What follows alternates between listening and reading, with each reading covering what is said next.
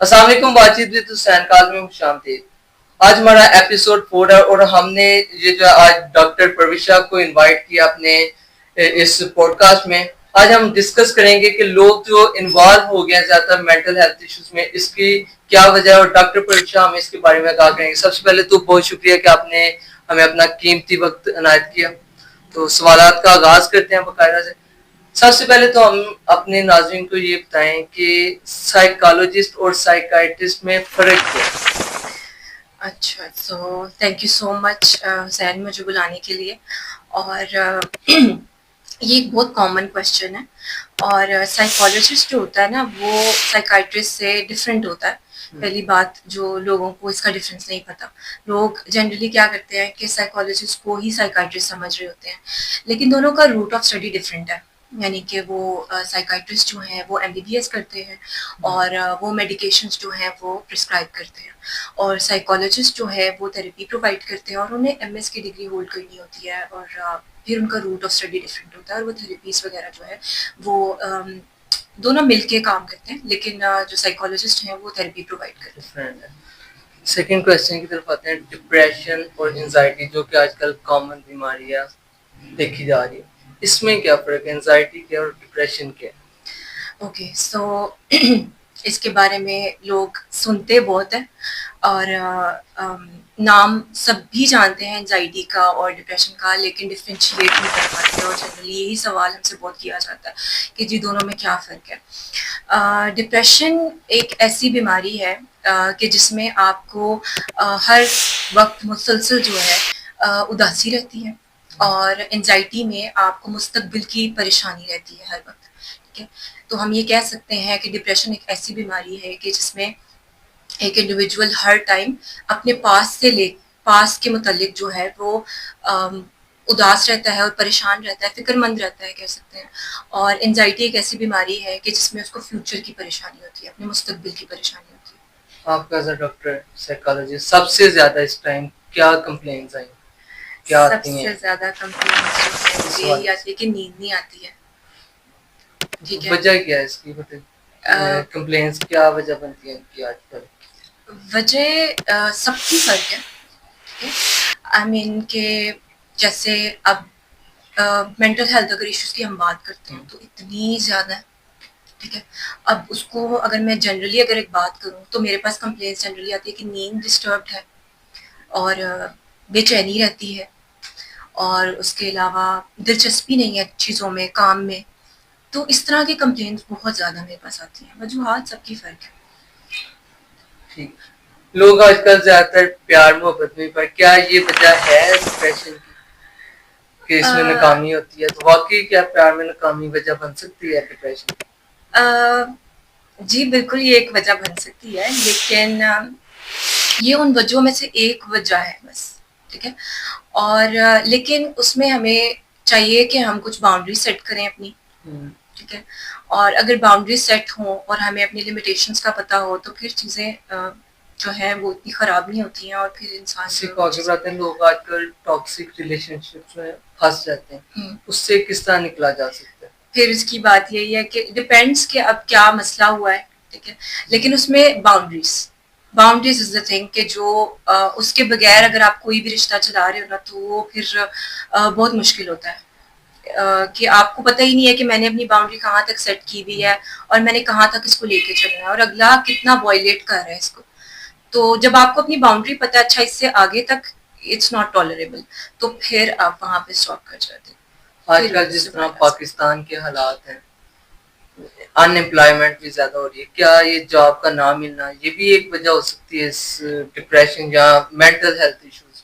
بالکل، یہ ایک کنٹریبیوٹنگ فیکٹر ہے۔ فائنینشیل ایشوز جہاں پہ بھی ہوں گے وہاں پہ جو ہے کوئی بھی مینٹل ہیلتھ ایشوز جو ہے وہ پیدا ضرور ہوگا۔ آج کل چھوٹے سے چھوٹا بچہ بھی دیکھا جا رہا ہے کہ سوشل میڈیا بہت زیادہ یوز کر رہا ہے، یہ کس حد تک جو ہے نا امپیکٹ کر رہا ہے اس ٹائم مینٹل ہیلتھ ایشوز؟ کہہ سکتے ہیں یہ تو ایک جڑ ہے، کہہ سکتے ہیں کہ سوشل میڈیا ایک ایسی اچھے بھی پروز بھی ہیں، اس کے کونس بھی ہیں، لیکن میرا ایک ماننا ہے کہ کیونکہ کمپیریزن بہت زیادہ ہو جاتا ہے اس میں، ایک انڈیویجول جو ہے اپنے آپ کو، اپنی زندگی کو 10 لوگوں کے ساتھ کمپیئر کر رہا ہے جو کہ ایک فلٹرز میں ہے، اور کیا کہہ سکتے ہیں کہ ایک فیک ایک چھوٹا سا حصہ نکال کے لوگ بنا کے دکھا رہے ہیں، تو کہیں نہ کہیں وہ ایک بہت بڑا فیکٹر بنتا ہے کہ انڈیویجول جو ہے وہ ڈپریشن یا پھر انزائٹی یا پھر کوئی اور مینٹل ہیلتھ ایشو کا جو ہے شکار ایزیلی ہو سکتا ہے۔ مجھے یہ بتائیں ڈپریشن کی علامات کیا ہیں، کیسے پتہ لگ سکتا ہے کہ یہ ڈپریشن ہے، اور دوستوں اور فیملی کا کیا کردار ہو سکتا ہے اس میں؟ ٹھیک ہے، گڈ کویشچن۔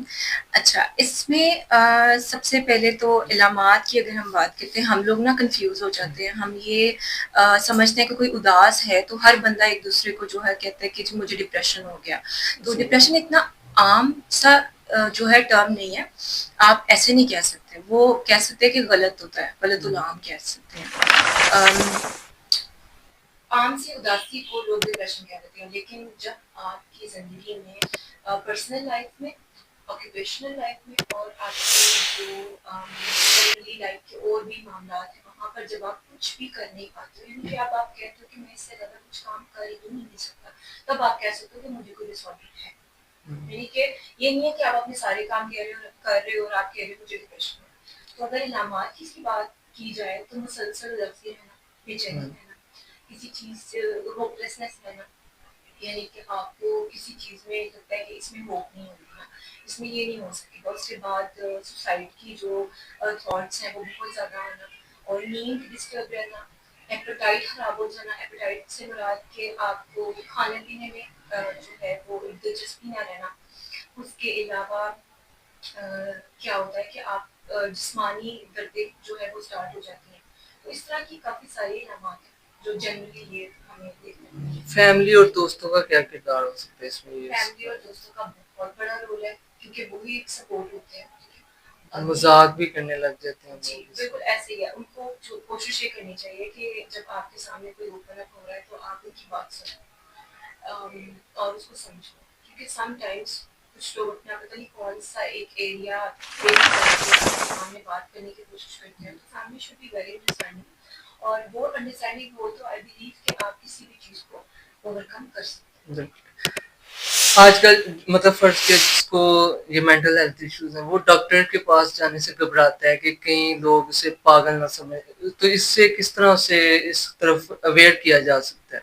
اوکے، سو یہ ہماری فیلڈ میں نے دیکھا ہے کہ یہ بہت ہی بڑا مسئلہ ہے، کہ ایون کہ آپ اس کو یہ کہہ دو نا کہ تمہیں اسٹریس ہے تو تم کسی ڈاکٹر سے بات کر لو، تو وہ کہتے ہیں کہ نہیں ہم نہیں جائیں گے، ہم پاگل ہیں اور اس طرح کی۔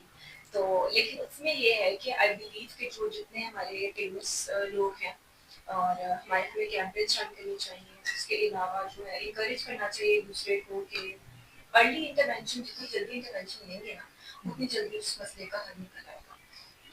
تو اس جو بھی ایک زہر سا پھیلا ہوا ہے ہماری سوسائٹی میں کہ سائیکالوجسٹ کے پاس نہیں جانا تو پاگل کہہ دیا جائے گا یا جو بھی، تو وہ اسی طرح ختم ہو سکتا ہے کہ جب ہم اس کی کیمپین رن کریں اور لوگ اس کو زیادہ پروموٹ کریں۔ اویئرنیس ہونی چاہیے سوشل میڈیا یا یونیورسٹیز اور اسکول میں کم از کم بچوں کو سکھانا چاہیے اس والے سے۔ یہ سب مسائل سے نکلا کیسے جا سکتا ہے، اس کی کیا تھراپیز ہیں، کیا ایکسرسائز ہیں، وہ اس حوالے سے آپ ذرا بتائیں۔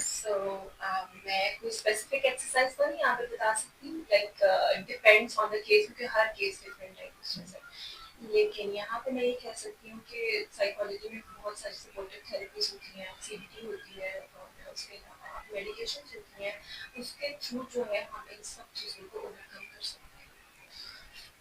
لاسٹ کویسچن ہے، آپ ہمارے دیکھنے والوں کو سننے والوں کو کیا پیغام دینا چاہیں گے اس حوالے سے؟